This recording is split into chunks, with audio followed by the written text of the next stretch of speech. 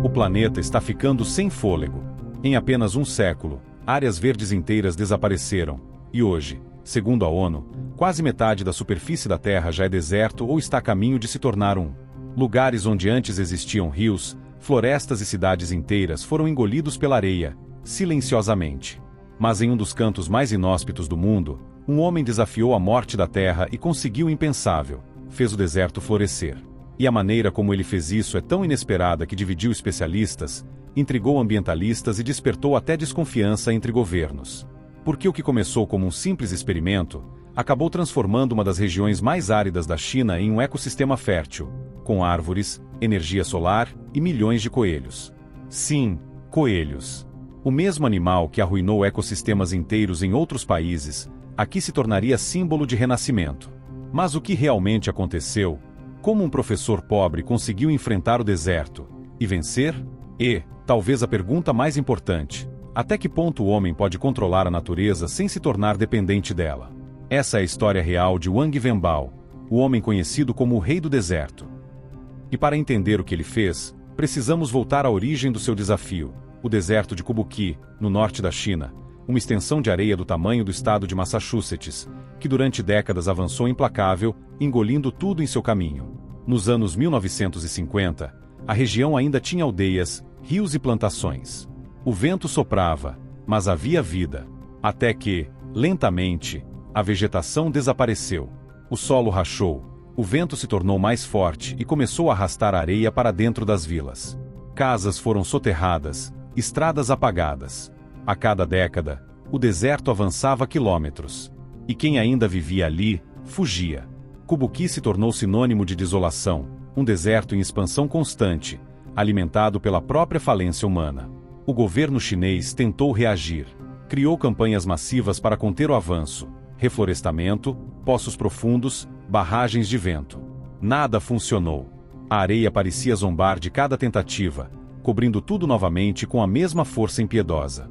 Foi nesse cenário de fracasso coletivo que um homem comum decidiu que, se ninguém podia deter o deserto, ele mesmo o enfrentaria. Wang Wenbao era apenas um professor em uma vila próxima, um homem simples que pedalava todos os dias quilômetros de areia para dar aula. A cada viagem, a bicicleta afundava no solo fofo, o vento cortava seu rosto, e a poeira entrava em seus pulmões. Ele via o deserto crescer diante dos próprios olhos, e ninguém fazia nada. Foi ali, em meio ao desespero, que ele disse uma frase que mudaria sua vida: se eu não posso escapar do deserto, vou fazê-lo pagar aluguel. Sozinho, ele começou o que parecia uma loucura. Vendeu tudo o que tinha, pegou empréstimos e iniciou uma pequena empresa de sal para financiar sua ideia. E sua ideia era simples, e ao mesmo tempo impossível: transformar areia em solo fértil. Como? Com o que o deserto mais desprezava: vida. Wang começou plantando salgueiros. Milhares deles. Enquanto todos diziam que nada sobreviveria ali, ele estudava o solo, testava distâncias, observava como o vento se movia entre as dunas. Descobriu que o salgueiro era diferente. Suas raízes podiam alcançar profundidades inacreditáveis, mais de 90 metros, perfurando camadas secas até encontrar a umidade escondida sob a areia. Era como se cada árvore abrisse um poço invisível de esperança. Mas as árvores sozinhas não bastavam.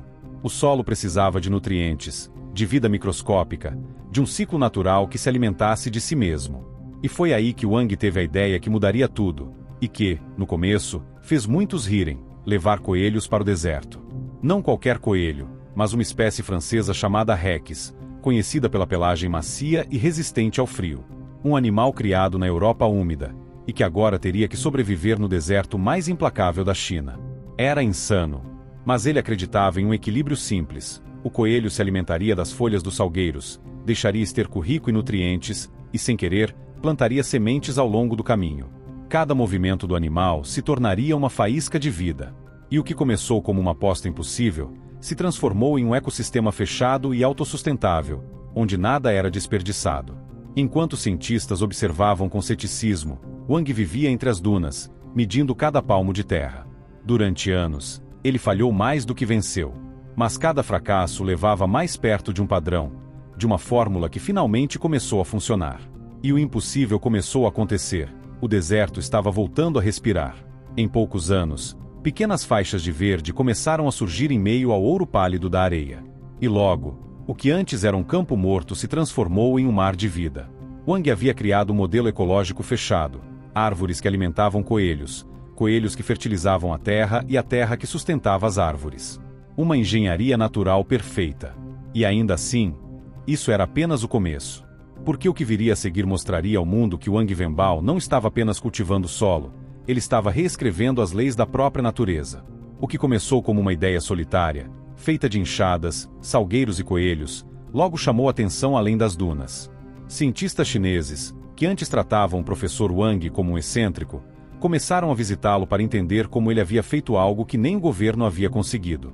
Eles encontraram algo extraordinário. Em uma das regiões mais áridas do planeta, o ciclo da vida estava funcionando novamente. As raízes dos salgueiros seguravam a areia e criavam sombra. A sombra atraía a umidade. A umidade alimentava o solo fazia nascer ervas, e as ervas alimentavam os coelhos, que, por sua vez, fertilizavam tudo de volta. Era como assistir a uma versão em miniatura da própria terra, um equilíbrio que o homem raramente consegue criar sem destruí-lo depois. O projeto se espalhou. Wang passou de professor a referência nacional. Empresas começaram a investir na ideia, o governo local ofereceu apoio logístico, e o que antes era uma vila esquecida se transformou em um laboratório vivo de recuperação ambiental. A imprensa começou a chamá-lo de um milagre verde de Kubuqi, e sua imagem, um homem de rosto queimado pelo sol, cercado de árvores e areia, passou a simbolizar uma nova esperança para o futuro do planeta. Mas Wang não parou ali. Ele acreditava que a natureza, quando respeitada, podia se tornar a base de uma economia, não explorada, mas compartilhada. E foi assim que nasceu a ideia de criar uma zona ecológica produtiva. Parte floresta, parte fazenda, parte usina. Com o apoio de investidores e cientistas, Wang implementou uma estrutura gigantesca de painéis solares entre as faixas de salgueiros. O raciocínio era brilhante. O solo arenoso refletia a luz com força, tornando o deserto um campo natural para a geração de energia. E as árvores, além de segurar a areia, impediam que o vento danificasse os painéis. Era o primeiro projeto em larga escala do que hoje chamamos de energia verde integrada, floresta e eletricidade coexistindo em harmonia. A energia produzida abastecia vilas inteiras, e o excedente era vendido ao Estado. Com o dinheiro, Wang financiava mais reflorestamento. O ciclo parecia perfeito. Energia gerava árvores, árvores geravam vida, e a vida sustentava a energia. Mas como em toda história que toca o impossível, o sucesso trouxe algo mais: olhares atentos. O governo chinês começou a ver em Kubuqi não apenas um exemplo ambiental, mas uma oportunidade estratégica. O projeto se tornou modelo nacional de combate à desertificação, e grandes conglomerados foram convidados a investir na expansão. A pequena vila onde Wang havia começado sozinho agora abrigava engenheiros, políticos e repórteres. O deserto estava virando manchete. E o homem que queria apenas plantar árvores se via agora diante de um império ecológico, e de um dilema. Porque quanto mais o projeto crescia, mais difícil era mantê-lo puro. O equilíbrio natural que havia nascido do instinto de um homem simples começava a se misturar com a lógica fria da indústria. Empresas interessadas no lucro passaram a controlar parte da operação, acelerando o ritmo do reflorestamento e transformando áreas vivas em linhas de produção. A biodiversidade começou a cair. As árvores passaram a ser plantadas em massa, sem variação de espécies, apenas para cumprir metas de cobertura vegetal. Era bonito de longe, mas de perto, algo parecia errado. Wang percebeu isso cedo. Para ele, o segredo de Kubuqi não estava apenas nas árvores ou nos coelhos, mas na diversidade silenciosa que fazia tudo funcionar. Ele dizia: um deserto que floresce rápido demais, morre do mesmo jeito.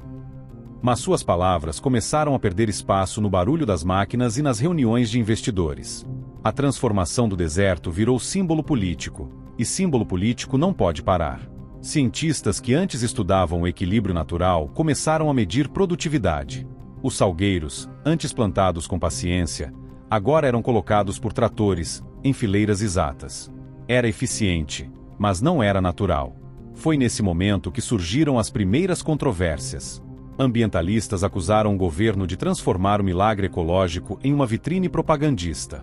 Diziam que as florestas de Kubuqi não passavam de tapetes verdes superficiais, bonitos nas fotos, frágeis na realidade.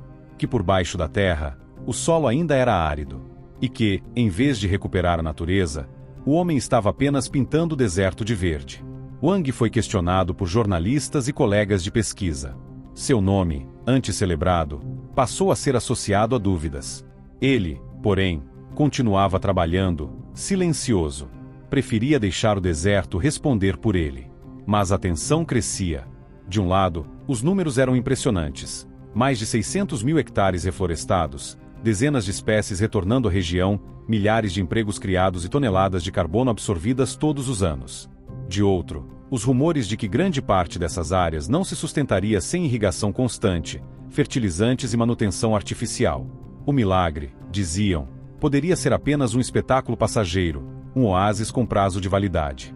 Wang Wenbao, então, tomou uma decisão. Abandonou parte da administração oficial e voltou para onde tudo havia começado, o primeiro campo experimental, onde ele mesmo havia plantado as primeiras árvores há mais de 20 anos. Lá, ele queria provar um ponto simples, que a verdadeira vitória não estava nas manchetes, nem nas cifras, mas em deixar o deserto se manter vivo sozinho. Enquanto isso, o mundo observava com curiosidade crescente. As Nações Unidas enviaram representantes. Cientistas da Europa e do Oriente Médio estudavam o modelo.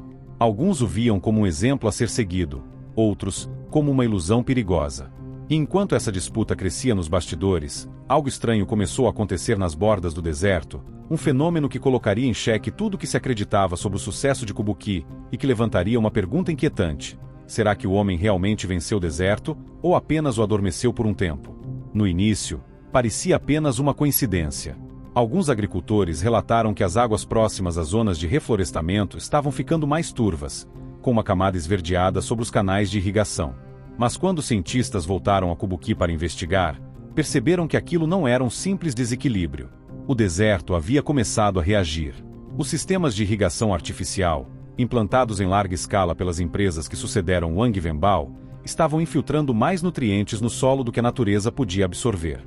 O excesso de matéria orgânica, o mesmo fertilizante natural que antes revitalizava a terra, agora se acumulava em níveis tóxicos.